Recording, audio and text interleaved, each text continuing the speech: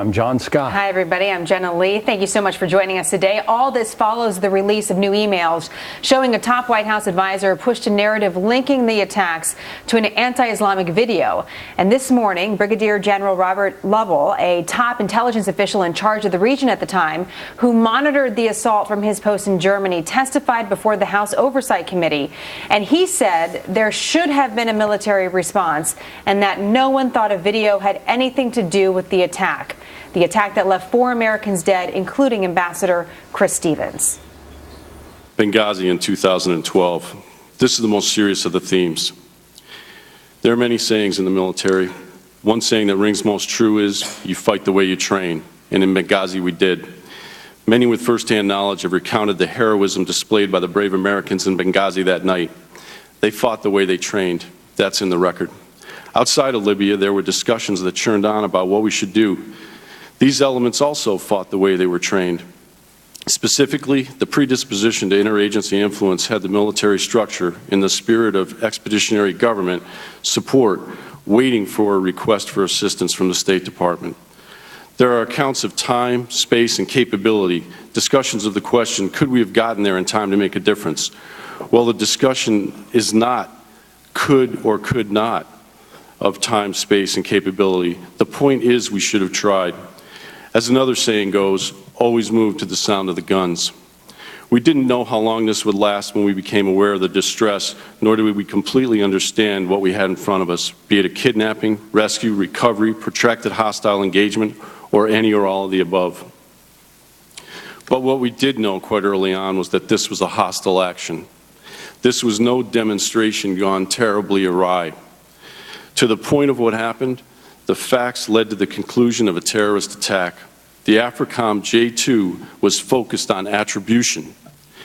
The attacks became attributable very soon after the event.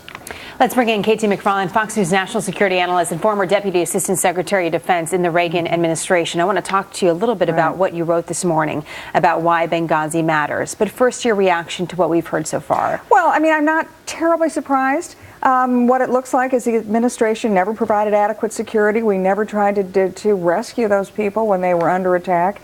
And after the fact, we covered up the reason for the attack. Now, the question I've got is who made those decisions and why did they make those decisions? Were they politically motivated? Did the administration decide it wasn't going to rescue Americans because it didn't fit into their political re-election narrative?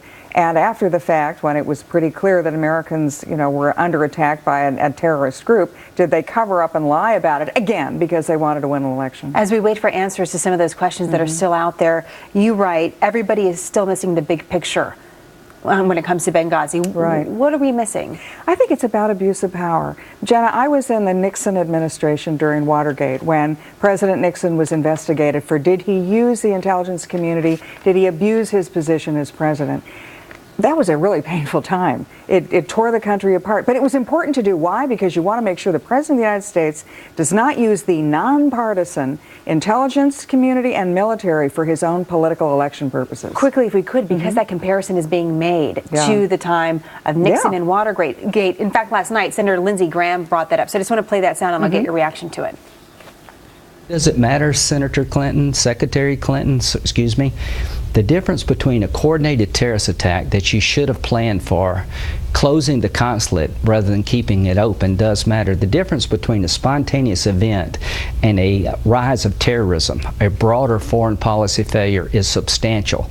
You cannot let these people get away with this any more than you could let Richard Nixon get away with what he did.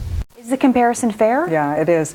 And it speaks to the abuse of power. If the intelligence community was saying this was a terrorist attack, they didn't even mention the fact that there was some video that caused this, but the administration decided, no, we don't want it to be a terrorist attack. That flies in the face of our claim that Al-Qaeda's on the ropes. Let's blame it on a video.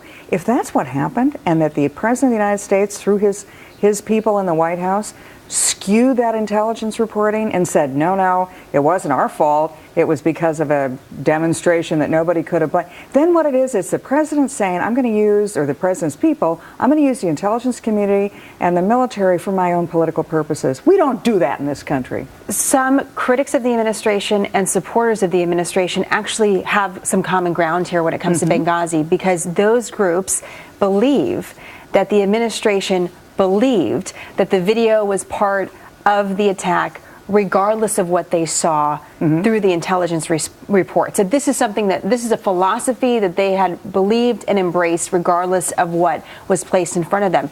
If that's the case, could they be guilty of incompetence, but maybe not something more sinister? We don't know. And that's why it's important, I think, at this point, where is it incompetence or is it something more sinister? Is it political manipulation? Is it abuse of power in order to affect the outcome of an election? Time for a special committee. Time for a bipartisan special committee dedicated to looking into this. And we're going to answer those questions once and for all. Was it just incompetence or was it something worse? If politics is partly to blame, though, is more politics the answer? I know the select committee is supposed to be independent investigators, but I wonder if that's the path to go. Well, it's a good question, but here's the thing. Do you really expect an administration to investigate itself? I mean, do you say, okay, Justice Department, you look into it? We tried that in the Nixon administration. You can't expect an administration to investigate itself. It has to be outside of the executive branch. It has to be in the congressional branch, and both political parties doing it, so it doesn't smack of what you say, partisan, witch hunts, or partisan, let's skewer the other guy. It needs to be, we need to step above it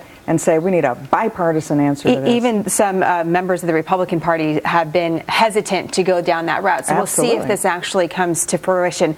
Quick final point here, because we can't forget that the people that committed this attack and killed Americans are still not captured.